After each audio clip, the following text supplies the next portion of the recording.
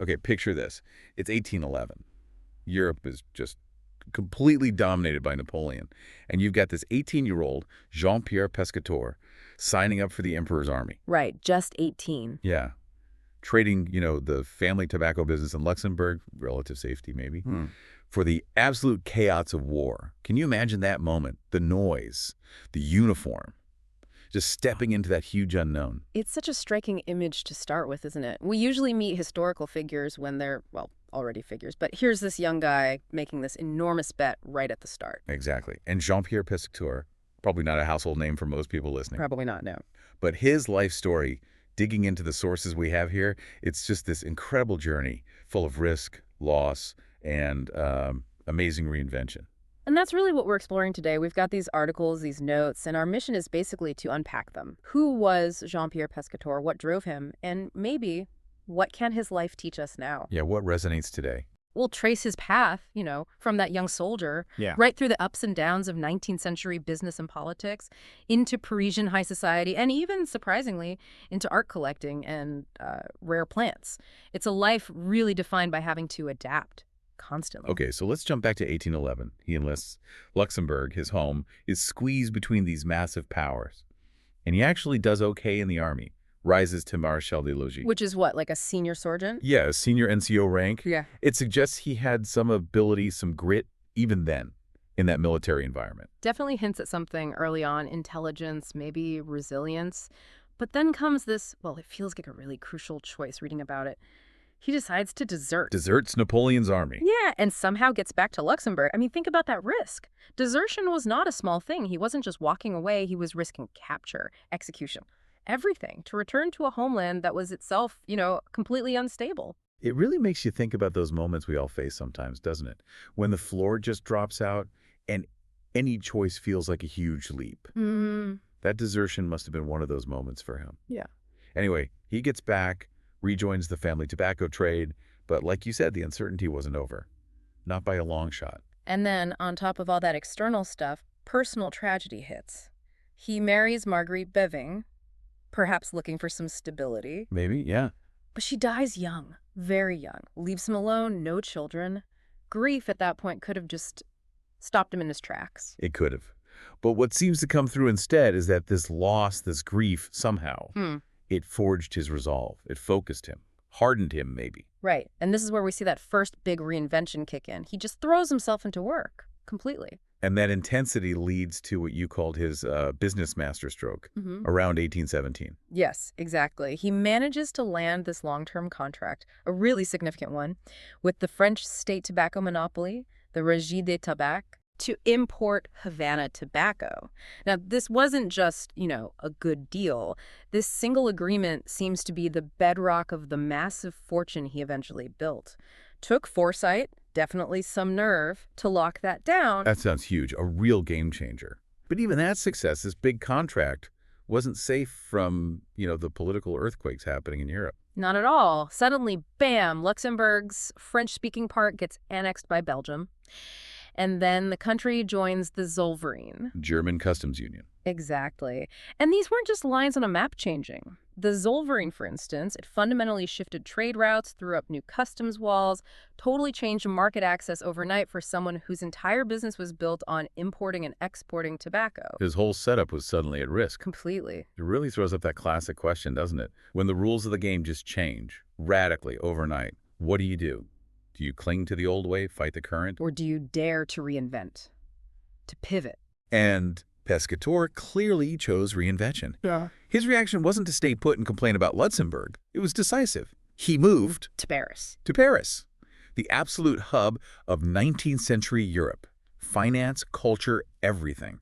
And he doesn't just shift his business operations, he actually becomes a French citizen. Fully commits. Yeah, he's not just adapting the business, he's embedding himself completely in this new world. And once he's in Paris, he doesn't just, stick to tobacco. The sources show he branches out a lot. How so? He founds his own private bank, J.P. Pescatore C., jumps into finance, even into silver trading. Wow.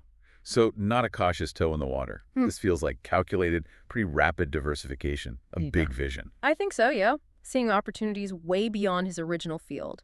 And while he's building this financial side, he also buys the Château de la Selle Saint-Cloud. Ah, yes, the chateau. And it wasn't just buying a fancy house. He really transforms it into something special. Became more than just a home, right? Absolutely. It became a sort of hub for his other interests, a symbol of his success. And he got involved locally, too, became the mayor of the town. Mayor? Okay. And later, he even served as consul general for the Netherlands. It just shows this ability he had to move between world's business, local politics, international diplomacy, really turning those earlier challenges into, well, stepping stones. What I find really interesting, though, is that his life wasn't just about making money or gaining influence. The sources really emphasize his other passions, deep ones, beyond business. Yeah, he became this incredibly dedicated collector. Not just casual collecting. Oh, no. Passionate. Art, incredibly rare plants, horses, too, and the details we have are just fascinating. They really are. Like his chateau having art that apparently once hung in royal galleries, king's galleries. Yeah. He was collecting serious masterpieces. And the plants. This is amazing. His greenhouses had some of the very first orchids ever seen in France. First orchids in France. That's wild. He worked closely with John Linden, a famous botanist, to gather and cultivate them. This wasn't just like a backyard hobby. It was cutting-edge horticulture for the time. And it wasn't just for him either.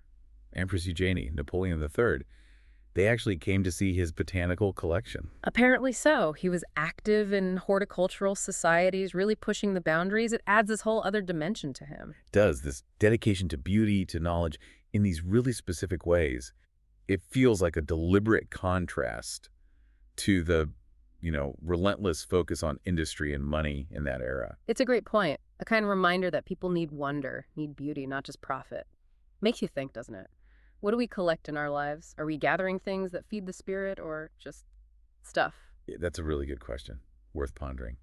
But, for all his success, his cultivated tastes, his life wasn't smooth sailing. There was conflict. Significant conflict. Oh, definitely not smooth. Yeah. The sources point to quite a bit of controversy around his personal life, specifically his relationship with Anne Catherine Weber. Right. They lived together for years before they actually got married in a church. And in that time, that kind of arrangement, well, it really scandalized polite society deeply.